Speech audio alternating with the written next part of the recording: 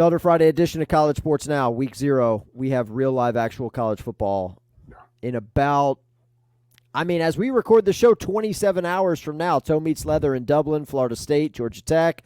Trip Hurd in the house, the Doc of Locks, Michael Felder, obviously, longtime friend of the program. Shehan Jeyarajah from CBS Sports is going to join us in about 25 minutes. We will talk about the Big 12 and the state of Texas with Shehan.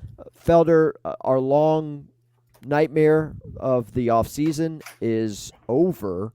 Yeah. Summer is over, and we have college football. So we made it, dude. Dude, it was rough, and it's going to be worse. It was worse, and it's going to get worse. Because do you know where everybody plays?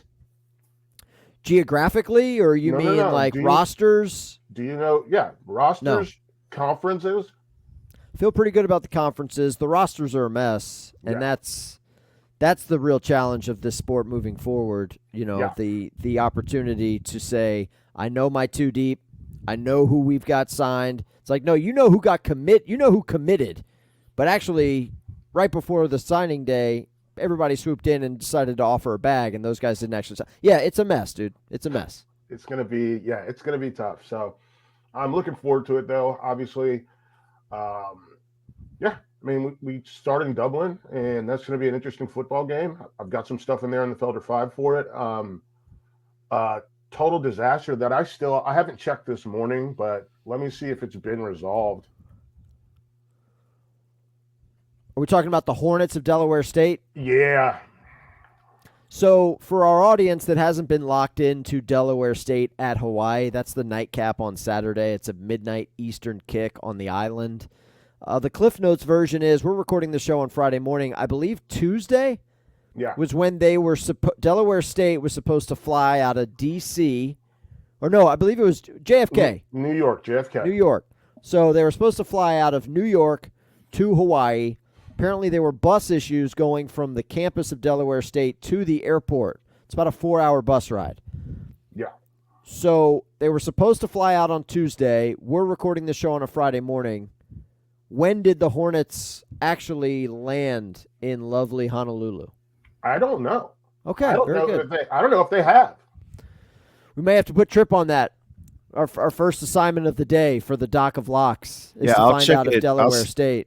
I'll see what I can find. I also everything is from they're going to owe a lot of money if they can't make it. They owe Hawaii like $750,000 or something. Hey, can you check the UV index in Honolulu as well? Mine as well. I well already get a know lay it. of the That's land. the first thing I look at when I check games. Yeah, I appreciate that. Yeah. Florida State, Georgia Tech is the first game of the day Saturday. That's a noon Eastern kick. That's been getting a lot of hype, a lot of buzz. Obviously, the Noles coming off the undefeated season. Georgia Tech, a little bit of a program on the rise in terms of some momentum in the offseason. Brent Key, Haynes King, everybody coming back. It's an interesting game on a lot of levels. That's a noon kick on ESPN. Then you got Montana State at New Mexico, 4 o'clock Eastern kick on FS1. Bronco Mendenhall, remember him? Yep. Formerly of BYU and most recently Virginia. He is now the head coach of the Lobos. They are hosting Montana State out of the FCS. Montana State about a 2-touchdown favorite in that game. So interesting there. I'd love to get Tripp's take on that. 8 o'clock, SMU of the new look ACC goes on the road at Nevada.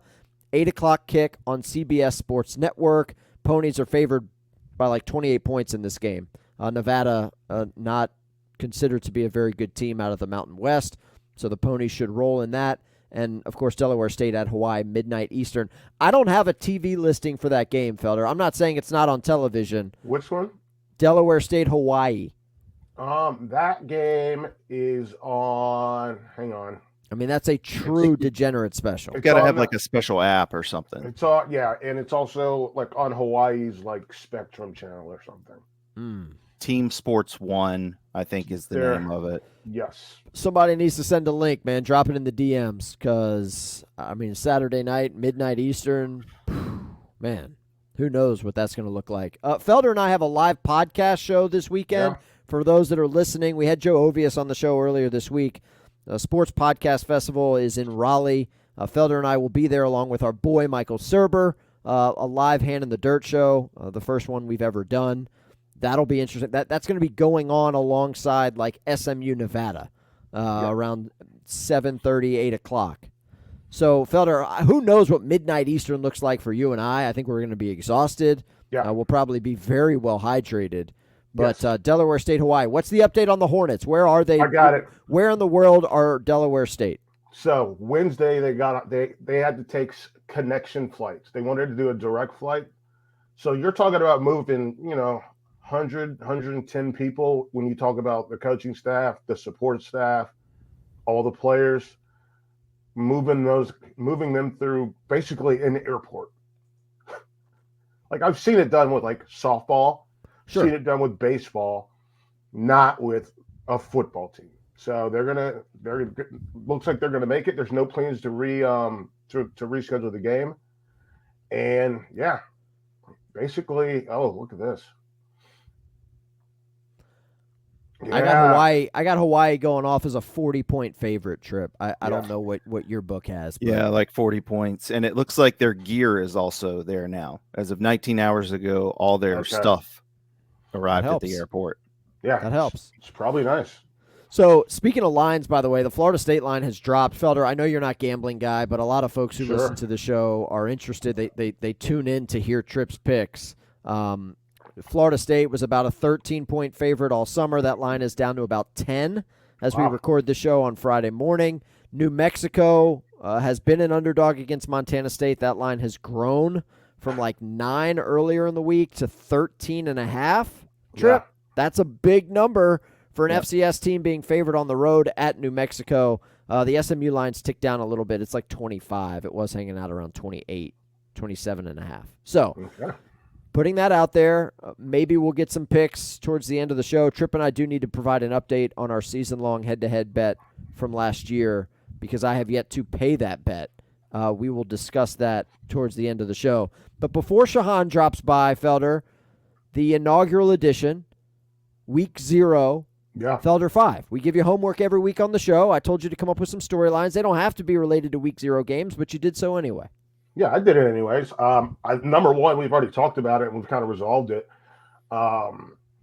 Del State Hornets trying to get to Hawaii, and at that point, I hadn't seen any updates, but now we've got updates. We know that they've left. We know that they've got there. We know their equipment is there. So that's an easy one.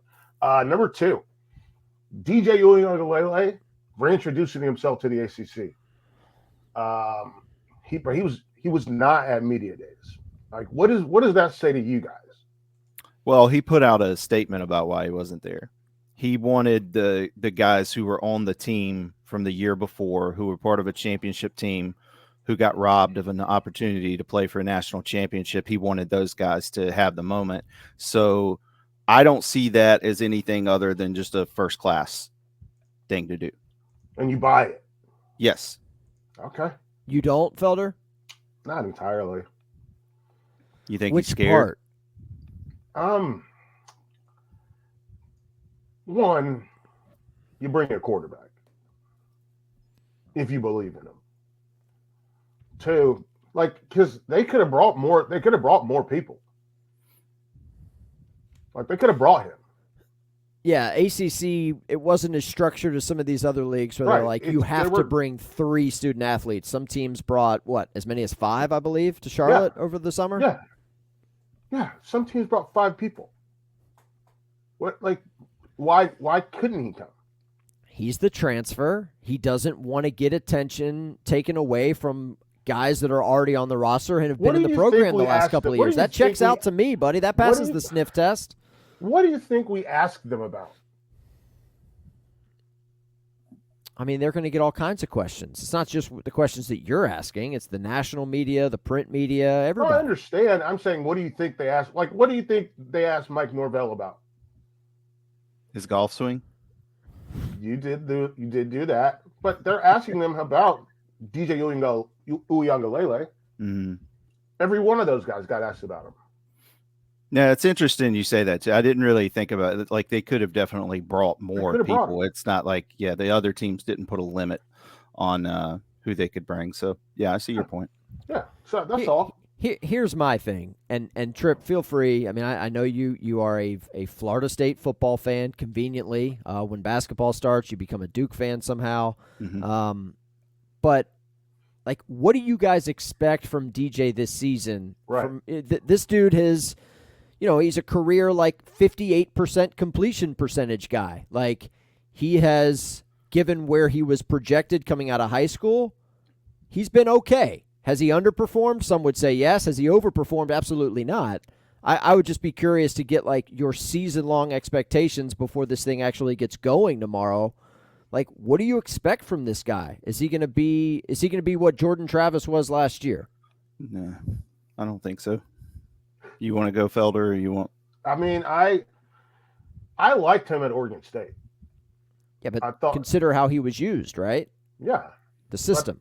The system. And I wonder how much of that Norvell's going to be able to implement, because I think he's got to be comfortable. If he's not comfortable, we saw that at Clemson when he wasn't comfortable, he was at times flat out bad.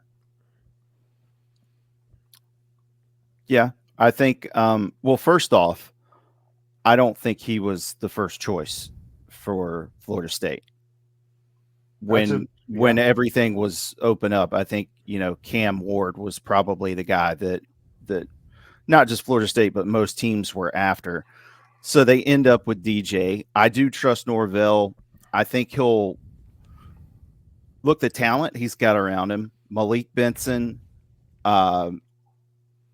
Portier, Hakeem Williams. We talked about, but Hakeem Williams, that was another surprise. He's still listed at like third on the depth chart at receiver. But anyways, I think the talent around him will probably be better than what he had last year. I do think they'll try to have him throw the ball down the field more than they did with Jordan Travis. But,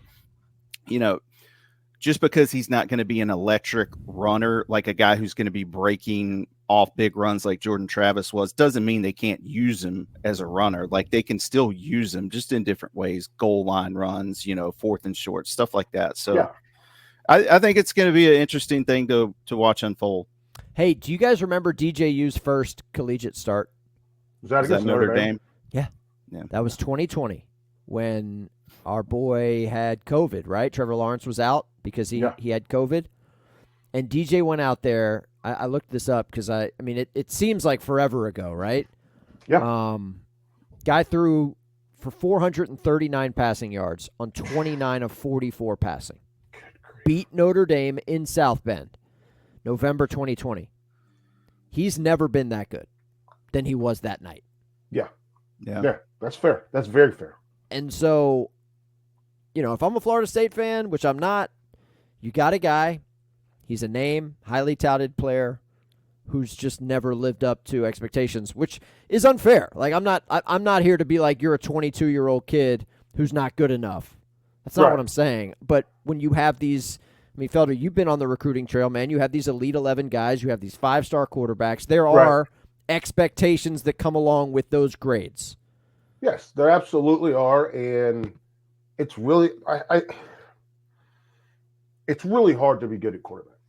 And I actually had some, like, we'll get into this a little bit later, but I was watching this Tom Brady thing, and he was talking about they're trying to make it easier for the quarterbacks to be good, but that's not actually producing good quarterbacks. So it's going to be interesting to see what that looks like. Speaking of quarterbacks, number 3, Haynes King, at Media Days, he's got big confidence in this kid, man, like, to do everything. And then obviously that little Jaden Daniels stat nugget was getting thrown around, as Haynes was the only guy that kind of mirrored Daniel's stat lines. Not wins, but stat lines.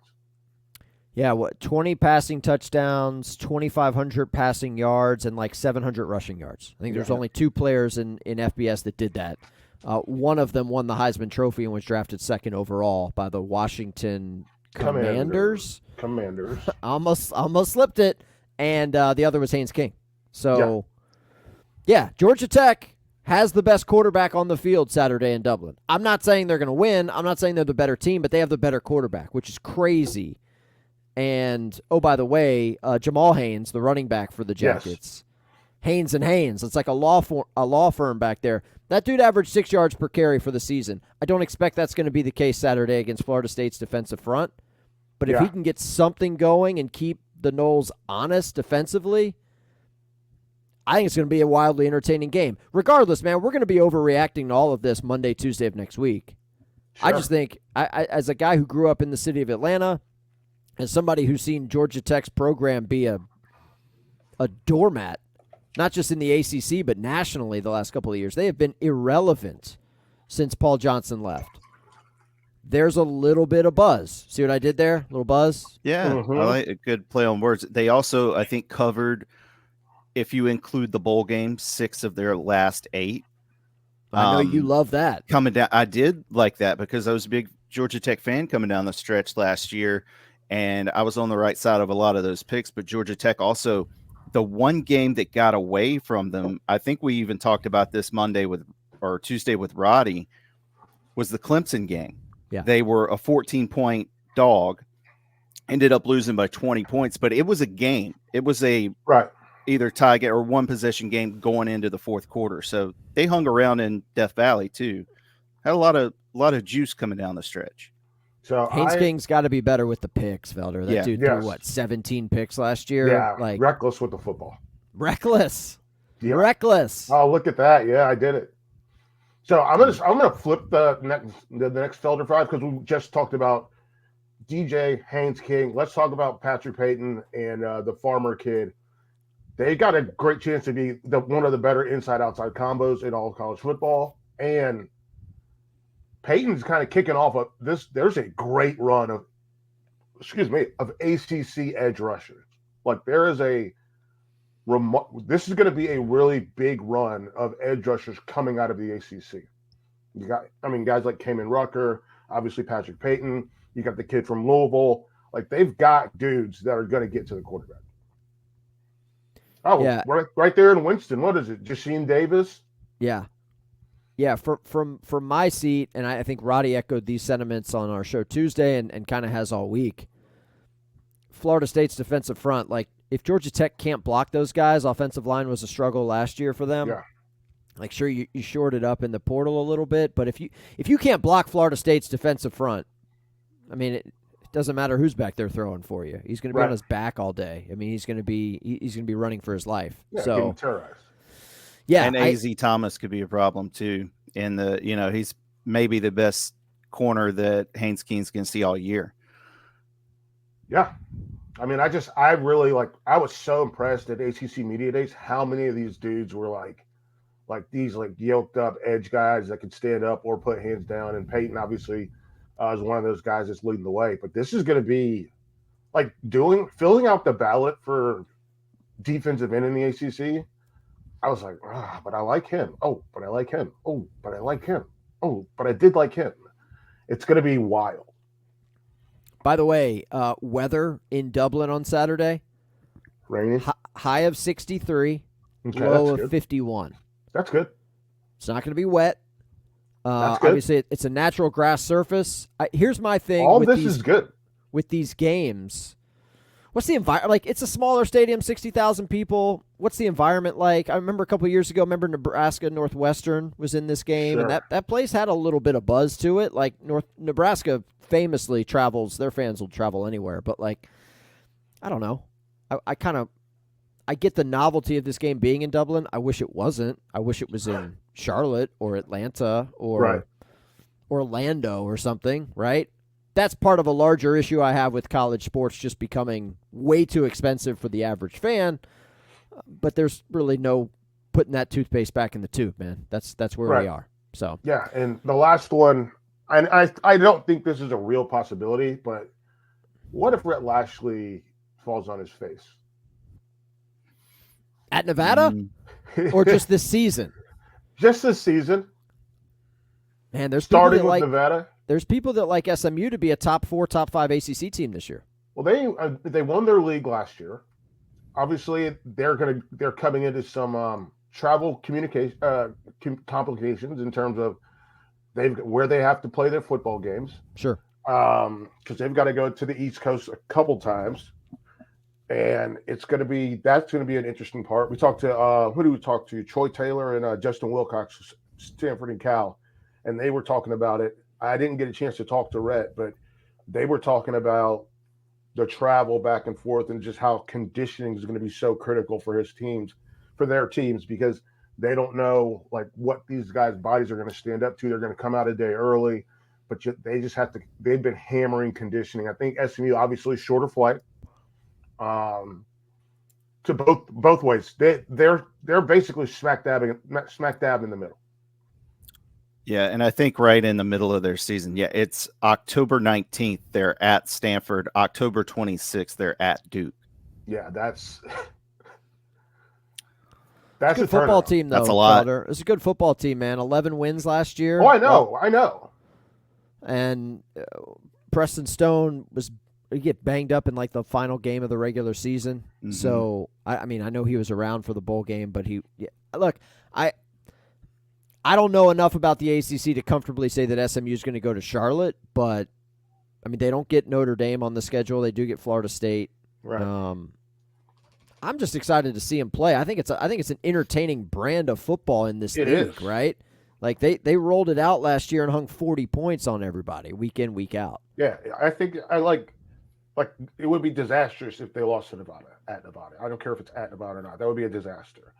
But I think that also would set the tone. Like that would make, like I'm very worried about what these three teams coming in, what they look like. Stanford. It's gonna be a long year in Palo Alto, man. It's gonna be a long season. Cal's decent. Cal's decent. Big fan of Jay Knott. Sure. He was an awesome guy to talk to. And they just have to figure out what they're going to do offensively. Their defense has been pretty they show up. Wilcox, a defensive guy, they show up defensively. It's just a matter of what are they going to do offensively. Run the damn ball. That's what you should do. Oh, absolutely. Like Ott and Omarion Hampton are probably the two best running backs in the ACC. The kid from UNC. Yeah.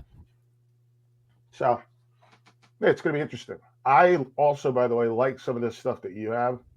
Yeah, well, that's your Week 0 Felder 5. I did throw a couple things in. Yeah, I love bonus here before Shehan Jeyarajah from CBS Sports stops by. I just want to ask you from your perspective, Felder. I don't know how much you've talked about this on your other shows with Bleacher Report and just in general, but like one of the new rules, it's kind of the NFL taking over and bleeding into Saturdays a little bit, but I would love to get your take on like the helmet communication that we're going to have this year. One player on offense, one player on defense gets communication from the sidelines. That's new. The audio cuts off with 15 seconds on the play clock or when the ball is snapped, whatever comes first. But there is one-way communication from the sidelines into the helmet on offense and defense, one player. And then these sideline tablets.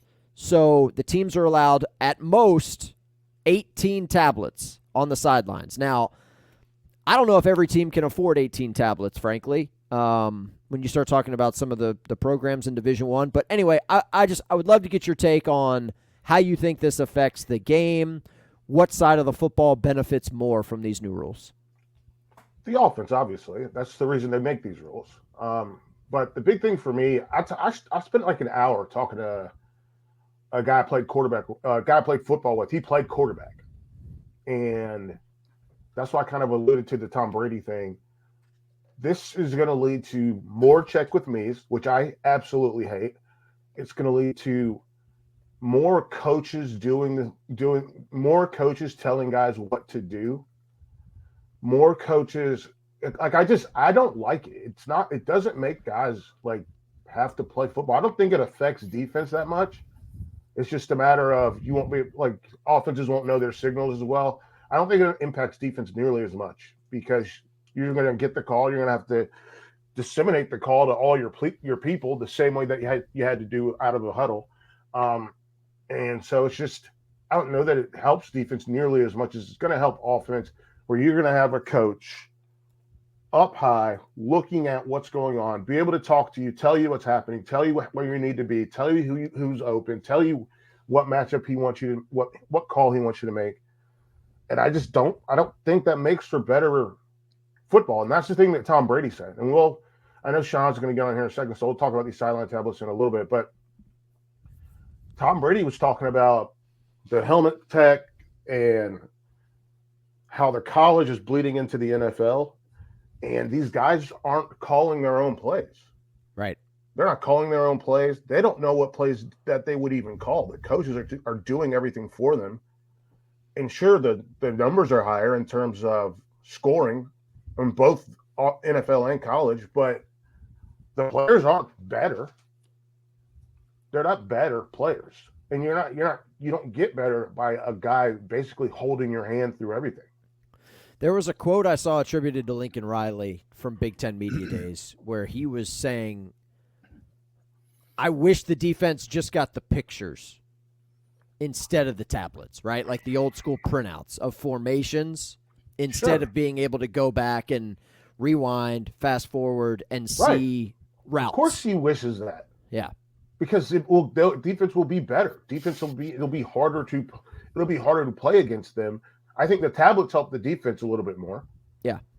But the helmet comm, I think it helps and hurts the offense, because what we're going to see is wildly underdeveloped quarterbacks and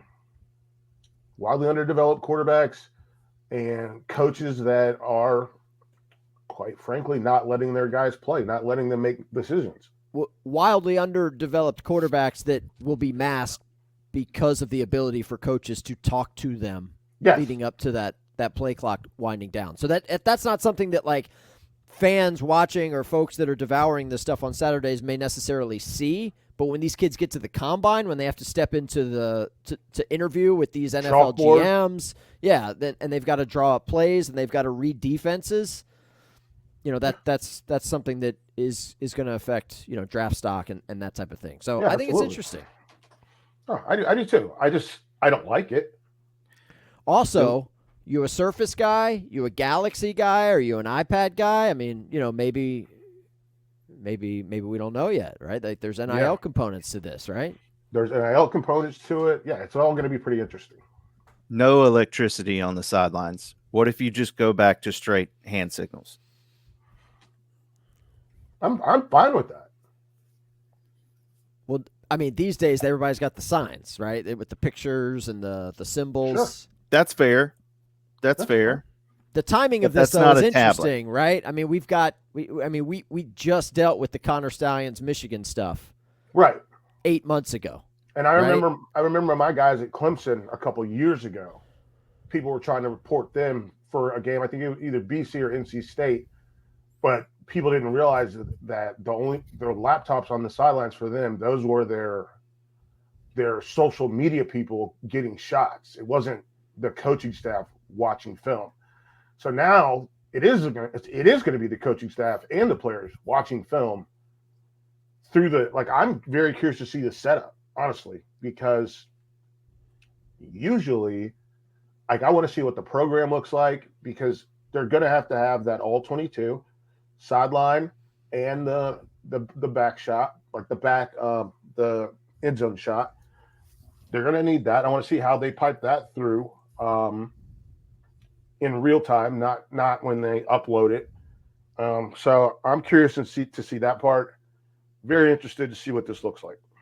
Yeah, so the rules with the tablets are that this is only to be used for in-game video, right? And so it's not supposed to be, it's not allowed to be connected to other devices. It's got to connect to something. I have no idea. I mean, frankly, I have no idea how you police that. Like Felder, you and I are roughly the same age. Trip, you are too. I forget I'm talking to a fellow, a fellow old. When we were growing up, like when you took a test in high school, everything was off your desk. You didn't have a wearable computer on your wrist. Okay, right. You didn't have a supercomputer in your pocket. See what I'm saying? Like basically the ability to cheat. Like the Houston Astros, like those guys were cheating. Like people talked about Apple Watches being able to like steal signs from guys hanging out in center field or in second base. Sure. I'm just saying people are always going to try to find a way to bend the rules. They use their Apple Watches? Apparently there were Apple Watches in the dugout. That was part of the issue with sign stealing in baseball. Yeah, tipping off pitches and stuff like that. Yes. Man, I'm just saying, like in the that old happened days, so fast. I don't understand how that works. like in the old days, you'd have somebody like literally sending smoke signals from like center field or like Morse code. Like somebody would be out there with a Right. flashlight or flapping the shutters. These days, it's a little easier. That's all I'm saying. It's a lot easier. And they're it's like they're saying, we give up. Let's just do what you guys want to do. We'll make it easier for you. So I like to say it cannot be connected to other, like it's got to be connected to something to get the camera feed. Sure. That's just a fact. Yeah. But, it can't be connected to like HBO Max. Like you can't be like streaming like ESPN Plus. Like you can't be watching other games while you're up there. I'm just saying. Yeah. Let's check in with our man Shehan Jeyarajah from CBS Sports. Kind enough to join us here. Shehan, I know it's Central Time where you are, so thank you for getting up and joining us. Right before you came on, we were talking about the new technology rules in college football, the tablets, the comms with the helmets. You talk to coaches, you talk to players all summer. What's your vibe? What's your takeaway from this new technology rule in college football? Yeah, it's fascinating, right? Like this is just such a different dynamic than what we've seen in college football when it comes to technology. I think that, first of all, coaches are very excited about this. The idea of being able to review things in real time, and we're talking about it from the perspective of not just what the NFL does, but actually in a bigger way. You're able to actually stream live video to these tablets. So I think that it's going to be fascinating. It's going to be a game changer, I think, and it's just going to allow teams to make adjustments, to review film that much faster.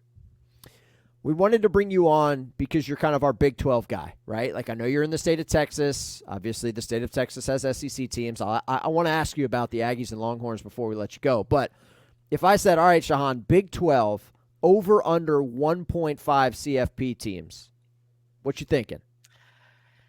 Yeah, it's tough, right? It's tough. The thing that I've been telling people is I feel like there might be 6 Big 12 teams in the top 22 of the rankings, but maybe only one in the top 12.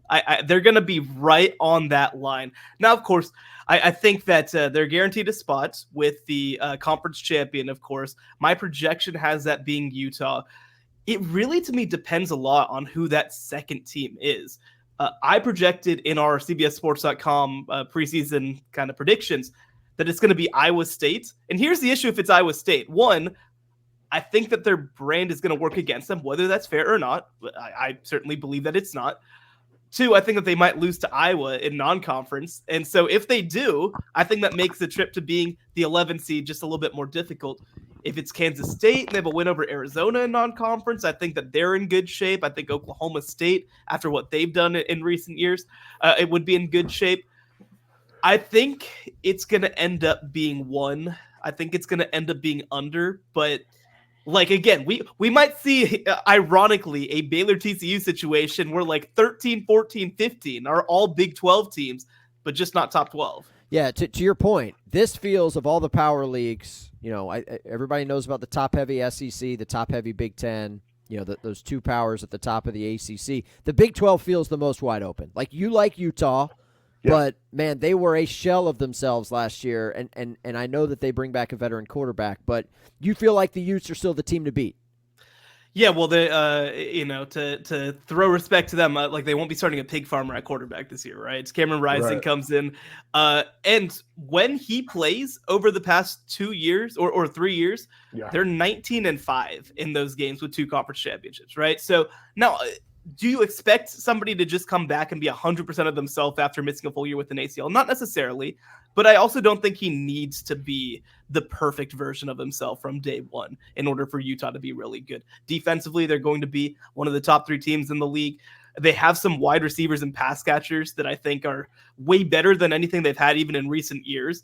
So to me, they're the team with the most clear pathway to being a complete football team in the Big 12. It's still going to come down to some of it will be schedule, right? Like that's going to be a huge factor in all of these 16 to 18 team conferences, but Utah's is pretty manageable. And the other thing too is that I wouldn't be surprised if this is kind of Kyle Whittingham's right off into the sunset moment. I think there's going to be a lot of focus on this team and trying to get it to the college football playoff, to a Big 12 championship, and try to win some playoff games. I love Utah. Just like I've loved them when they were in the Mountain West. I love them when they got to the Pac-12. They play a brand of football that I absolutely respect, appreciate. Um, how do you think they fit? Like, obviously, we can talk forever about Cam Rising and his return. We can talk about those offensive weapons, but Whittingham's a defensive guy. And what do you think that defensive focus is going to do in this new look league? Well, the one regret that I have from the Big 12 schedule this year is that we don't get Utah versus Kansas State. Maybe we'll get it in the Big 12 title game, but like that's one of those games that the physicality is going to drill a hole into the earth. It's going to be incredible. And that's what I think is so interesting, right? So 10 years ago, Utah coming into this league, it would have been like a huge, like, whoa, what's going on? We're not prepared for this. I think when you look around the Big 12 right now at some of the best teams in the league, Kansas State being, of course, chief among them, there are some really big, really physical, really defensive teams. Iowa State would be another a team that I really like. So I think that they're going to fit in stylistically a little better than people think and realize with what the new Big 12 does. Actually, thinking back actually to even when Dave Aranda was hired at Baylor, obviously I'm a Baylor guy.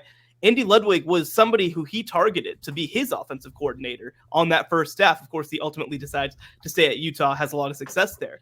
So I do think that they're going to fit well. I think that also when you start to see teams like Utah come in, obviously Kansas State, Iowa State, what they've done over the past few years, even Baylor during their Big 12 title run, I think that there will be even more of a shift towards the defensive side, the physicality, the development. One thing that I've seen, even to go a little big picture with this, is Big 12 teams, I think, are really trying to approach NIL as a retention tool so that they can get guys for 3 to 4 years instead of trying to plug and play necessarily through the portal. I think that it's going to calcify the sort of teams and the sort of way that Big 12 teams will try to do things. They'll try to do things the way that Utah and Kansas State do them. I love that. Like that's such a good answer. And I love the idea of using NIL as a retention tool instead of using it to go grab a guy, to go fill a hole. You don't have, when you can retain your players, when you don't have a lot of attrition, you don't have to fill holes. You build things that fill those holes for you. So I love that. Where are we supposed to expect out of like Cincinnati, Houston? Ooh. Somebody's got to be last. Yeah. So let's take sort of those ex-G5 teams. UCF, let's put aside. UCF, I think, is going to be right in the middle, have a chance to move up in the league. Yeah.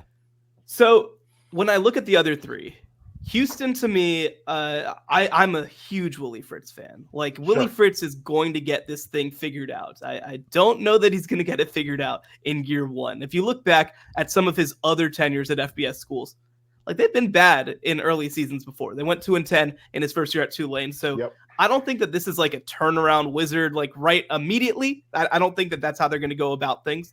So I do think that Houston, along with probably Arizona State, will be battling for that last spot in the league. BYU and Cincinnati are interesting because neither was a disaster last year necessarily on the field, but both had aspects where they just couldn't hang. And heading into 2024, I think that Cincinnati's addressed more of those than BYU has. BYU has really tried to bet on internal development, and we'll kind of see whether that's a good idea. The big question for them is they're the only Big 12 team at this point who hasn't named a starting quarterback. I assume it's going to be Gary Bohannon, the former Baylor quarterback, with a stint over at South Florida, one of these seventh-year guys who what was a class of 2018 or 19 kid. But like, the struggle with me is to look at BYU and figure out what exactly do I know that they're going to do well. Keaton Slips was pretty good for them last year at quarterback when he was healthy. I don't think that either Bohannon or Ben Ratzlaff, the other quarterback competing for this, Jake Ratzlaff, I don't think that either of them are to that level as a passer. Now Bohannon will give you a little something with his legs, which is why I think that they'll probably go in that direction. But They got to fix their offensive line. That was a huge issue for them last year. Defensively, they've got to continue to get better, though I think they're heading in a good direction. They have to run the ball a whole lot better than what they did. I don't know that they addressed that. And so when I look at Cincinnati, I think that Cincinnati certainly addressed more of those holes than BYU did. They were terrible. Even though they had one of the best defensive linemen in the country in Dante Corleone, they were terrible against the run, especially. Like per play, per carry, they were like bottom 5 in the country against the run. That obviously needs to get a little better. They added some key guys through the transfer portal. They're pretty excited about Brendan Sorsby, the Indiana transfer at quarterback, and I think if he's able to give them something, then it just opens up the game offensively for their running backs, especially Corey Kiner, who's kind of a breakout candidate, I would say. So I think that Cincinnati's a little closer to getting towards that middle class of the Big 12 than BYU, but I'll tell you what, like these 3 teams that we mentioned, I mean, they're still just they're just searching for identity right now. Sure. I don't think that any of them have it. Shehan, I wanted to ask you about Arizona, a team bringing back a quarterback like Fafita, who played as good as anybody for stretches last year, and the big-time playmaker McMillan, but they're breaking in a new coach. So how do you think the Big 12 is going to treat Arizona?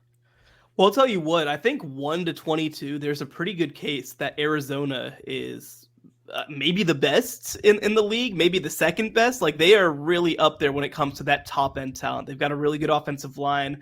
They've got some real playmakers at cornerback. And then, of course, you mentioned the quarterback, Noah Fafita. And to me, maybe the best, arguably the best receiver, maybe top 2 or 3 in college football, Techaroya McMillan, coming back as well. I think that partnership of Noah Fafita to Techaroya McMillan is, to me, my number 1 partnership in college football. The question for them is going to be depth. Just because they lost, I think it was 22 players to the transfer portal after Jedd Fisch went to Washington. Now, I think he expected a much bigger exodus. I think that Jedd Fisch thought that more of this team was going to follow him to Washington, and a lot of them decided to stick around, which is a huge credit, one, to Arizona's player leaders, but also I think to Brent Brennan and the way that he integrated himself.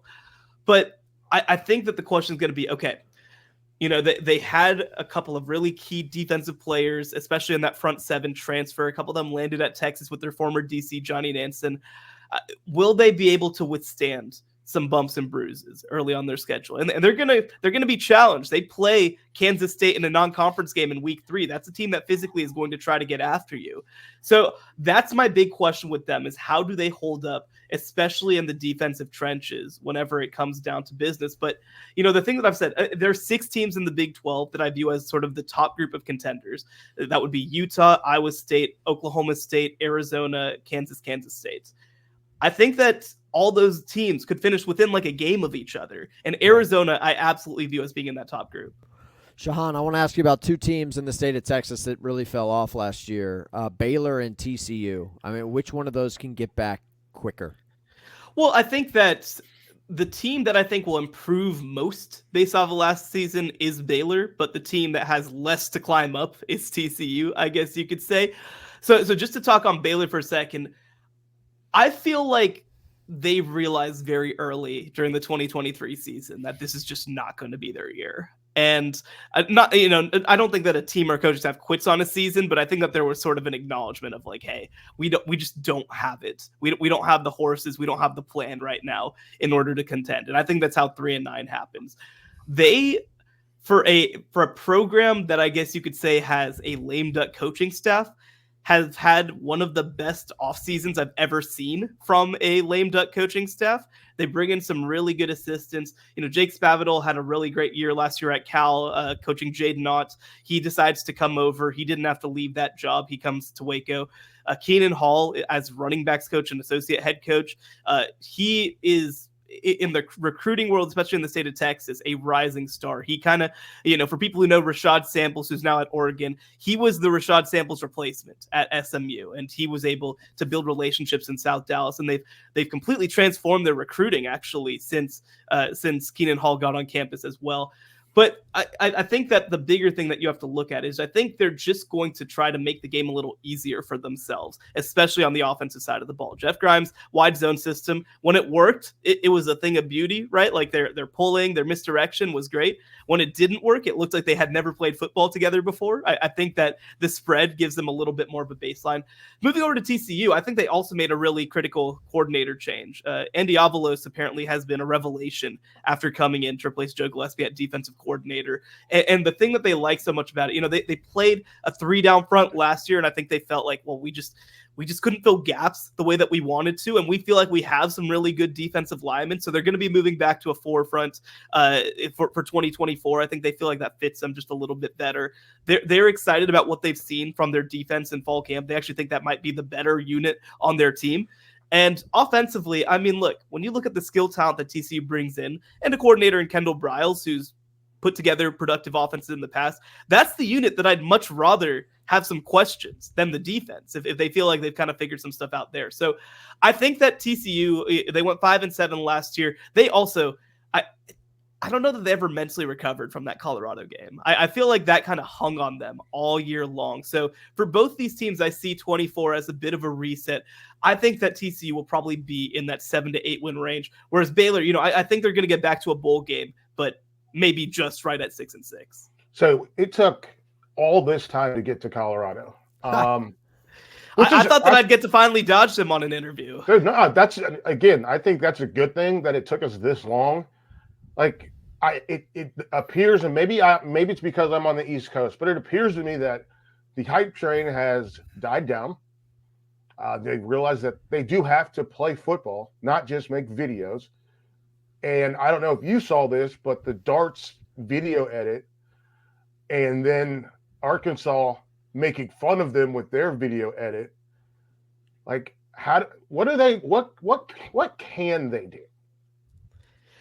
Yeah, it's so tough because I think that it's going to be impossible, not just for Colorado, but for any program maybe ever heading forward to replicate what that 3-game run at the beginning of the 2023 season was. I mean, I think you have to compare. The only comparison I can think of it is like it was a Linsanity run. Like that is what that stretch was, right?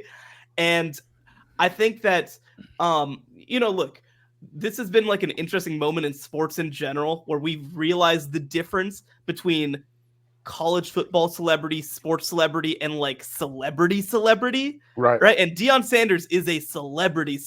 He is bigger than the Big 12 or than Colorado or a lot of teams in college football. Like that's how big the power of celebrity is right now. But I'll tell you what, like last year they were able to have this moment because they got off to that 3-0 start. And obviously Shedeur Sanders put up huge numbers and it looks like all this stuff was coming together and to fruition.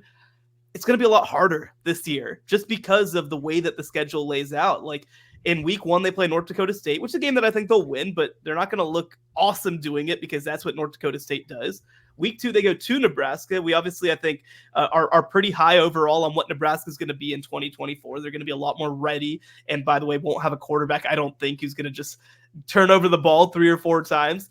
And then they play on the road at Colorado State for the first time since 2015. And everybody remembers how competitive that game was last year. So I think that for me, this is going to be a fascinating season to kind of see, is this a football team or is this an experience? Right? Like right. Are we trying to keep attention on the program or are we trying to improve the program? And those things can go hand in hand. I mean, look, Jordan Seaton doesn't come to this program if nobody cares about them last year, right? The star offensive tackle, number 1 overall tackle in the class of 2024, but also like, again, Deion Sanders last year says we got to get all new linemen, and he runs off 3 returning starters. Is that something that's going to bite them? Right? They, of course, replace both coordinators, both play callers on each side of the ball. They completely start from scratch. They have like 40 to 50 new players in 2024. It's nuts. Like you can't.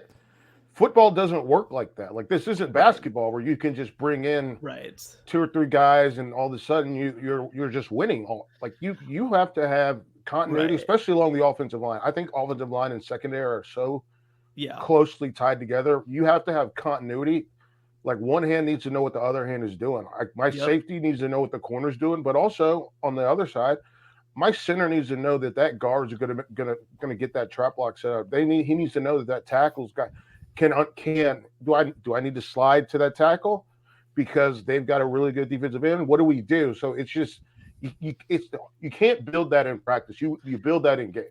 Well, and I think the other piece of it too is, like Deion Sanders in Colorado have said before, we have a very pro-style approach to football. And I think that there's an aspect of that where I think it's true, but I think they also don't understand some of the downsides of it when you're not dealing with pros. Because if you are in the NFL, you can sign a 27-year-old offensive tackle and a 31-year-old left guard who have like done this before, and like they know exactly what they have to do, exactly where they have to be. Well, like, with Colorado, like, they added some, older players for college football, but like guys who haven't played in this scheme before, guys who haven't played in a professionalized scheme before, and they're going to have to do it with an 18-year-old that they're going to have to bring along at left tackle, right? So it's just a lot, and a lot of focus has been on this offensive line unit because, one, it was such a big issue for them last year, but two, because we've just never seen a team say, well, I want 5 new ones. I'm just going to start over at that position by choice in a lot of ways. And I mean, a dynamic I will be keeping an eye on too is when you look at stats, I wrote about this earlier this offseason for CBSSports.com. When you look at stats like pressure to sack rates, when you look at time to throw, like Shedeur Sanders is at least a little responsible for some of these sacks too, with how long he holds on to the ball and how much he kind of tries to save plays. That's going to be an aspect that also needs to get better for this offensive line unit to really improve. Yeah, and you mentioned the schedule, Shehan. Like, yes, it's tough at the beginning. It's really tough at the end, man. Yeah, Utah, the latter half is Kansas, crazy. Oklahoma State. Like, if Deion and those guys need a win to get bowl eligible, it's going to be really hard to find one in the month of November. I want to ask you an either-or question in the Big 12. 2 teams that probably overachieved based on relative to preseason expectations last year. Who do you like more this year, Kansas or West Virginia? Yeah, that's a great question. So thank you. I think that if Jalen Daniels is healthy, which is the biggest if in college football maybe this year, because I think he might be the single most important player to a team in college football. Ollie Gordon, you could make a case, but Jalen Daniels is up there. If he's healthy, like this Kansas team around him is stacked. Like it's so good. They have like 3 fifth-year receivers coming back who have been contributors for them. They've got a running back in Devin Neal, who is one of the best in the Big 12 that nobody talks about. Defensively, they're not elite in the front 7, but by the way, they are pretty dang good in the secondary. So like all the pieces are there for them to have a 10-win Big 12 contending season. I think for West Virginia, success to me would be replicating what they did last year. Like it would be saying, okay, we're gonna be an 8-win type team again. Have a really good chance to maybe marginally improve.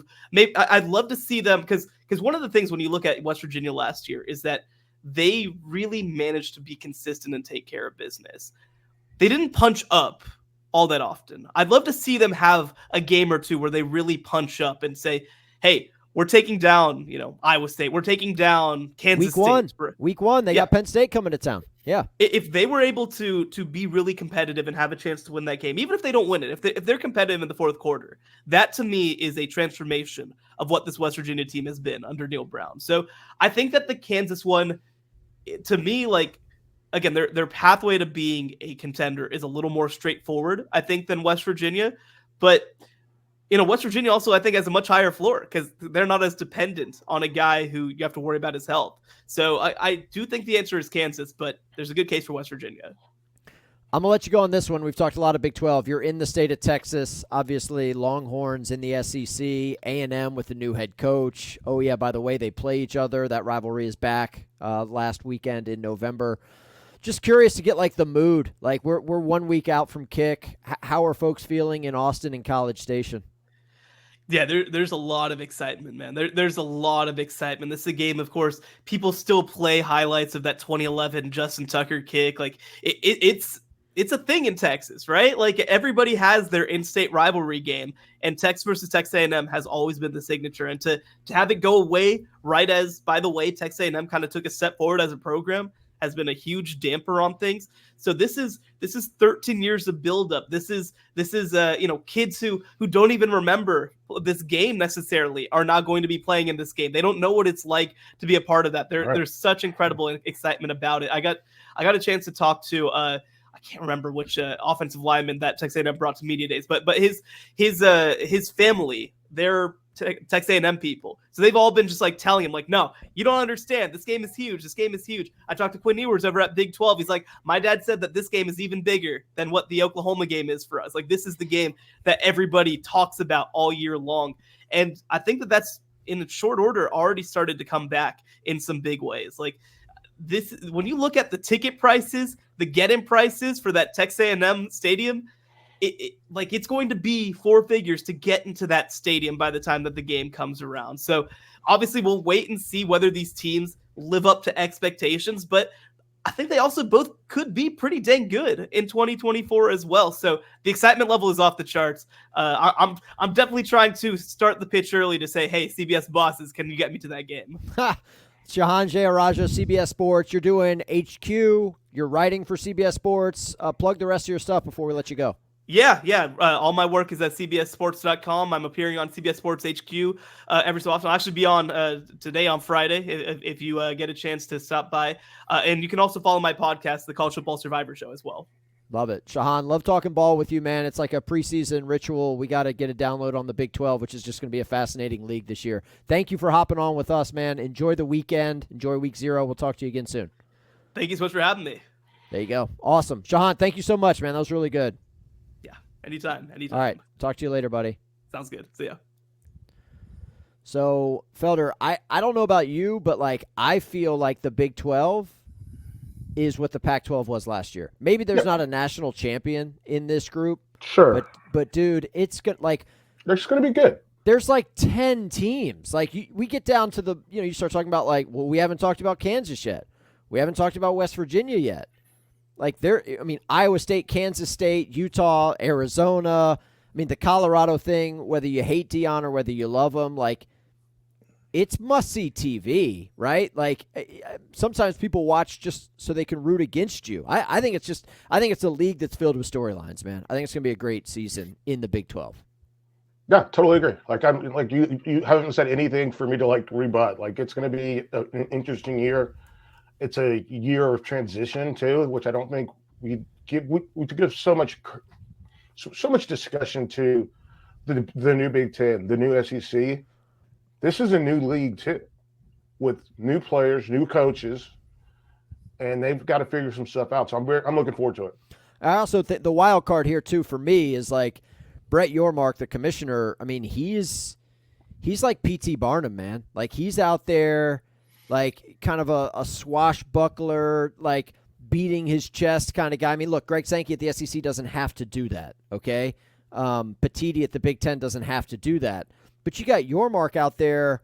Hell, they had the WWE logo on the field at the Big 12 championship game last year. Like they're signing deals, they're making moves. Like it's just different. Right? And I don't necessarily think it's a bad thing. I'm not judging them. He comes out at media days and is like, we're the third best league in this country. Like, and we're good with that. Like we know yes, financially we cannot compete with what the SEC and Big Ten are bringing in for their schools, but I'll be damned if I'm not going to try to like squeeze every ounce. Remember, it was the Big 12 that was that news that broke over the summer, which, man, I'm so glad that we've got football coming up, that I don't have to talk about stuff that like Brett McMurphy and Ross Dellinger are tweeting out on a regular basis. It's not a knock on those guys, but like the Big 12 is in talks to like rename the league the All-State Big 12, right? Right. Like I get it. That's newsworthy in July or June, but I'm just glad football's back. We don't have to actually talk about that stuff. There we go. And by the way, man, this time next week, I know you're tired now, Felder, but like just wait until we've got like 90 college football games coming at us. Yeah, it's going to be a long Thursday, Friday, Saturday. Yeah. I mean, the Thursday slate, like Tripp and I are going to be doing a little blitz. It's only going to be on Varsity app for those out there that are like wondering when that show's coming back. We are back. We do like a little dry run on Thursday. It's digital only. It's not on Sirius XM. But like Colorado, North Dakota State, North Carolina at Minnesota. Mm-hmm. We get Arkansas with that new look offense.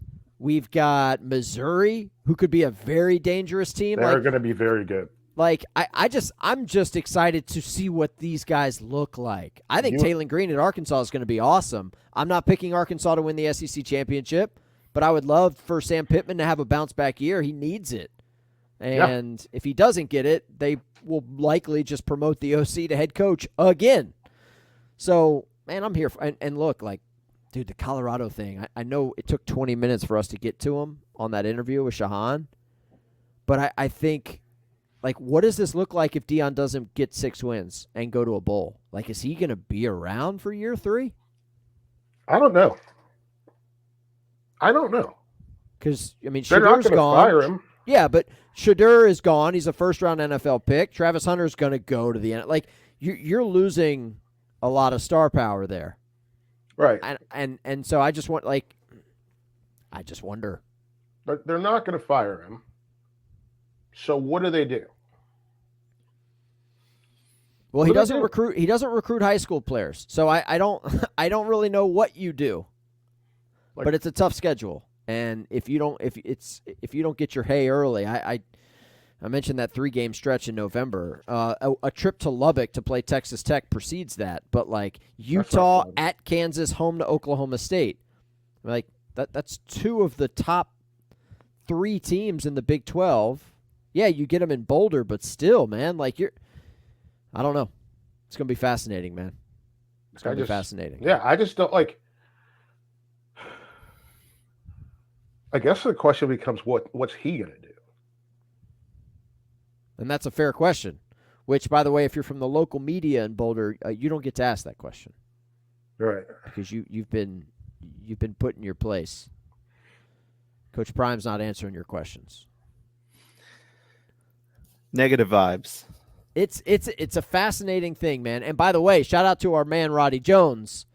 He will be on the call for that Thursday night game in Boulder for the Worldwide Leader, if you're into that sort of thing. What's the spread on that game? It's like Colorado's like a 9.5 point favorite against the 2-time reigning FCS national champs. Yeah. I guess they're not reigning. They didn't win last year. South Dakota State won it last year. Interesting line. But a proud program nonetheless. Yeah. Speaking of last year.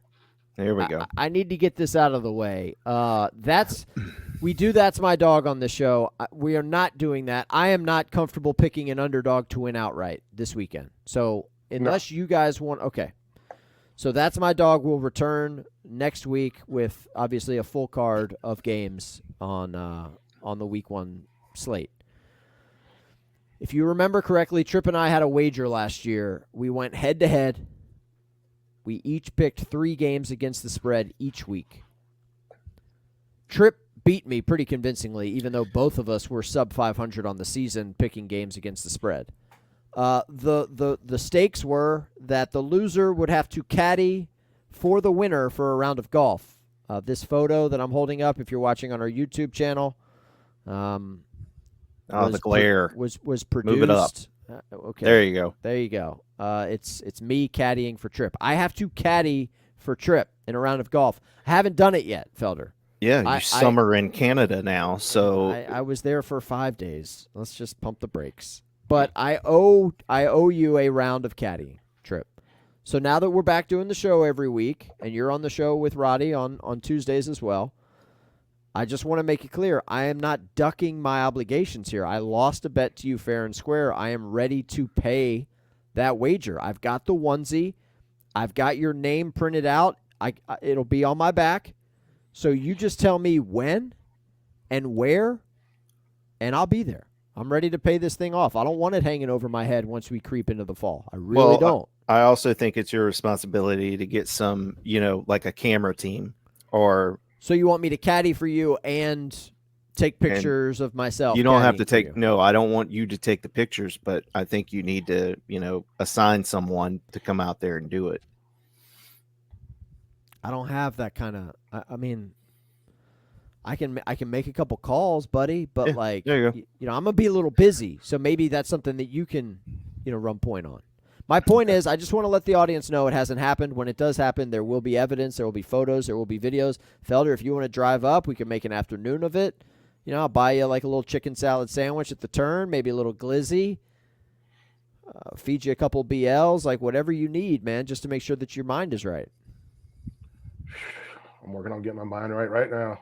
Okay, very good. Do you want to plug what's happening this weekend? Do you think we're good on that? Sure, yeah. This weekend in Raleigh, Sports Podcast Festival. It's the Joes opening up. Then it's Hand in the Dirt, a gardening podcast about football that Hartsville and I do with our pal Michael Serber. And then the Shutdown Fullcast, which I'm sure everybody already listens to. So we're going to be doing that. We're going to make a night of it, watch some football, sell some merch. And I'll get you guys up to date on the merch once we're done with the show. Yeah. Because we should be able to sell some, just sell some online. Yeah, we're absolutely going to be slanging some Hand in the Dirt koozies. So that's happening on Saturday. The festivities start around 6 o'clock at the Rialto Theater. Tickets are available. Just Google Sports Podcast Festival. They're also on sale at the Rialto website. And, if you so desire, you can spend your Week 0 Saturday night with Felder and I. And El Cerberino, the dude. So, folks, that's the show. It's Week 0, man. We got actual college football games. Trip, real quick, prediction. Give me a score. FSU, Georgia Tech. Hit me with it. I think it's close. I'll go 24-21. Knowles Jackets. survive. And you like the first half under. That's your... I like the first half under. It's first half under 28. I like it. I still like Georgia Tech with the points. And I also don't hate Montana State covering a pretty big number as well. Wow. When everybody zigs, you zag, huh? That's right. That's how you operate. So there's your official Week 1 prediction from a Duke basketball, Florida State football fan. Go Yankees. Our tripper, Yankees, Cowboys, sometimes Notre Dame. I mean, we just kind of spread it around a little bit. What's the soccer team? Manchester United, Manchester City, sure. Yeah, all that good stuff. Scotty Scheffler. Thank you to Shehan Jeyarajah from CBS Sports for joining us earlier. Awesome dude. Must follow for the college football season. He does a great job with CBS Sports. Felder, let's have a weekend, huh? Gonna try. Let's have a weekend. For Felder, for Tripp, I'm Hartzell. Enjoy Week 0. We will talk to y'all next week and break down some games.